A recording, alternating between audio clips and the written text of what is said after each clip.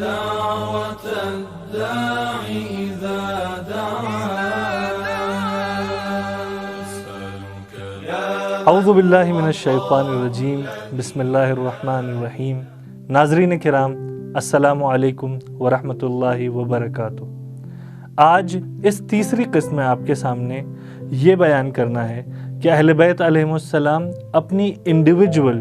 انفرادی زندگی میں ماہ مبارک رمضان کیسے گزارا کرتے تھے.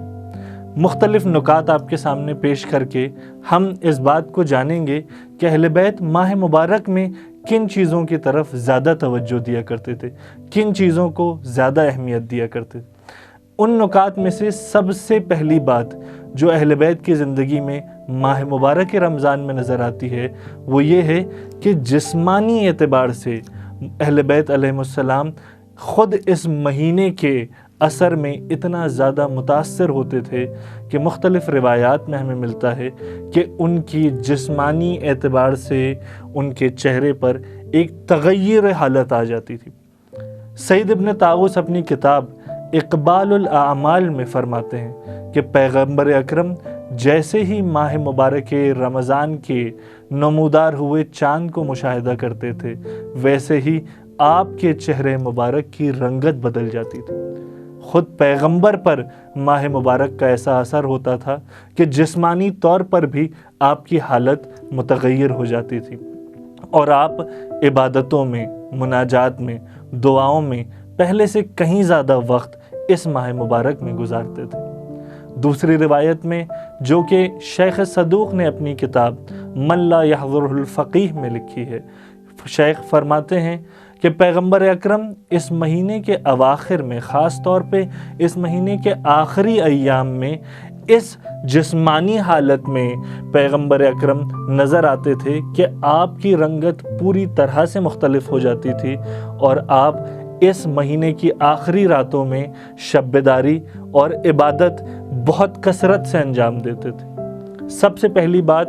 جو جسمانی حالت سے اہل بیت کے حوالے سے ہمیں ملتی ہے. دوسری اہم بات جو اہل بیت کی زندگی میں ہمیں نظر آتی ہے کہ اہل بیت اس مہینے میں بالخصوص مستحب نمازیں دیگر مہینوں کی بنسبت کہیں زیادہ انجام دیا کرتے تھے. یوں تو اہل بیت کی زندگی میں مستحب نمازوں اور نوافل کی فراوانی پائی جاتی ہے. کثیر تعداد سے اہل بیت عبادتیں انجام دیتے تھے، نمازیں پڑھتے تھے، لیکن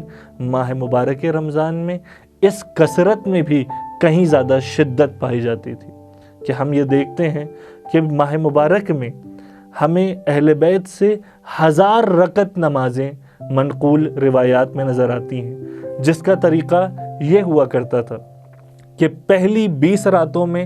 ہر شب میں اہل بیت 20 رکعت نمازیں پڑھا کرتے تھے اور آخری 10 راتوں میں ہر شب میں 30 رکعت نمازیں پڑھتے تھے اور خاص طور پر شبہائے قدر کی ہر شب میں اہل بیت 100 رکعت نمازیں پڑھتے تھے جو مجموعاً 1000 رکعت نماز پر مشتمل ہوتی تھی. اگلی اہم بات جو اہل بیت کے حوالے سے ہمیں ان کی انفرادی زندگی میں نظر آتی ہے کہ ماہ مبارک رمضان میں اہل بیت تلاوت قرآن کو دیگر ایام کی بنسبت کہیں زیادہ اہمیت دیا کرتے تھے.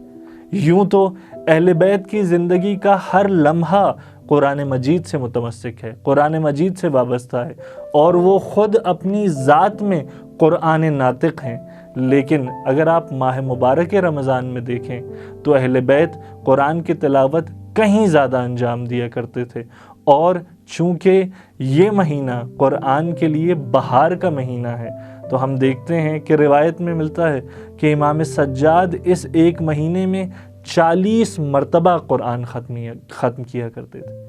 یعنی اہل بیت کی زندگی میں اگر رمضان کو دیکھیں تو اس میں قرآن کریم کی تلاوت کو کہیں زیادہ دوسرے ایام کی بنسبت اہمیت حاصل ہوتی ہوئی نظر آتی ہے. چوتھی بات جو اہل بیت کی زندگی میں ہمیں ماہ مبارک رمضان میں خاص طور پر نظر آتی ہے وہ ہے ان کی دعائیں اور مناجات. یوں تو پورے سال کے لیے اہل بیت سے ہمارے پاس مختلف دعائیں کثیر تعداد میں فراوانی کے ساتھ مناجات روایات میں منقول ہیں، لیکن ماہ مبارک رمضان میں خاص طور پر ہمیں یہ ملتا ہے کہ ہر وقت کے لیے ایک دعا، ہر دن کے لیے ایک دعا، ہر ساعت کے لیے ایک دعا اہل بیت علیہم السلام کی جانب سے منقول ہے، اور کچھ ایسی دعائیں ماہ مبارک میں اہل بیت کی جانب سے مروی اور منقول ہیں جو ہمارے درمیان کافی زیادہ شہرت رکھتی ہیں، اور ان دعاؤں میں جو عمیق عرفانی گفتگو کی گئی ہے وہ ہمیں دیگر دعاؤں میں یوں نظر نہیں آتی ہے۔ خاص طور پہ اگر ہم ماہ مبارک کی دعائے ابو حمزہ صومالی کو دیکھیں، دعائے افتتاح کو دیکھیں، دعائے سحر کو دیکھیں، یا دعائے بہا کو دیکھیں، اور ایسی مختلف دعائیں جو خاص طور پہ ماہ مبارک رمضان میں ہمیں ملتی ہیں، وہ اور ان دعاؤں کی تمام تر معنوی گفتگو سے ہمیں یہ سمجھ میں آتا ہے کہ اہل بیت دعاؤں اور مناجات پر اس مہینے میں خاص طور پہ ایک الگ طریقے سے، ایک مخصوص انداز میں توجہ دیا کرتے تھے اور دوسروں کو بھی تاکید کرتے تھے۔ جو اگلی بات ہمیں اہل بیت کی زندگی میں ماہ مبارک کے حوالے سے نظر آتی ہے وہ یہ ہے کہ اہل بیت ماہ مبارک میں ایک مخصوص انداز سے افطار کا انتظام کرتے تھے۔ آداب افطار اہل بیت کے کیا ہوتے تھے ماہ مبارک؟ امام صادق علیہ السلام فرماتے ہیں کہ پیغمبر ماہ مبارک رمضان میں افطار کسی میٹھی چیز سے یا کسی حلوے سے کرتے تھے، اور اگر کوئی میٹھی چیز موجود نہیں ہوتی تھی تو آپ ہلکے گرم پانی سے افطار کرنے کو زیادہ ترجیح دیا کرتے تھے، اور اس کے لیے پیغمبر فرماتے تھے کہ اس کے ذریعے سے انسان کا جگر اور اس کا معدہ صاف ہوتا ہے، ساتھ ہی اس کا دہن خوشبودار ہوتا ہے، اس کے دانت زیادہ مضبوط ہوتے ہیں، اس کے دانت کی جڑیں زیادہ مضبوط ہوتی ہیں، اور اس کی آنکھوں کی بینائی زیادہ تیز ہوتی ہے۔ امام باقر علیہ السلام پیغمبر کے بارے میں ارشاد فرماتے ہیں کہ پیغمبر ماہ مبارک میں جب افطار کیا کرتے تھے تو ان کے افطار میں پانی اور خرما شامل ہوتا تھا، اور امیر المومنین علیہ السلام کے بارے میں فرماتے ہیں کہ مولا امیر اپنے افطار میں دودھ سے افطار کرنا زیادہ پسند کیا کرتے۔ وہ اگلی بات جو ہمیں اہل بیت کی زندگی میں خاص طور پر ماہ مبارک میں نظر آتی ہے کہ ماہ مبارک رمضان میں اہل بیت اعتکاف میں بیٹھنے کو پسند کرتے تھے، اعتکاف پر خاص توجہ دیتے تھے۔ امام صادق علیہ السلام فرماتے ہیں کہ پیغمبر اکرم ابتدا میں ماہ مبارک کے پہلے عشرے میں اعتکاف میں بیٹھا کرتے تھے، اس کے اگلے رمضان پیغمبر اکرم دوسرے عشرے میں اعتکاف میں بیٹھتے تھے، اس کے اگلے رمضان پیغمبر ماہ مبارک کے آخری عشرے میں اعتکاف میں بیٹھا کرتے تھے، اور اس کے بعد سے اپنی زندگی کے آخری رمضان تک پیغمبر ماہ مبارک کے آخری عشرے میں اعتکاف میں بیٹھا کرتے تھے اور تنہائی کے عالم میں عبادتیں انجام دیا کرتے تھے۔ ان تمام باتوں سے ہمیں یہ سیکھنا چاہیے کہ اہل بیت جن چیزوں کو ماہ مبارک میں زیادہ اہمیت دیا کرتے تھے، جو اعمال اہل بیت کثرت سے اور فراوانی سے انجام دیتے تھے، ہم کوشش کریں کہ دیگر تمام چیزوں کو چھوڑتے ہوئے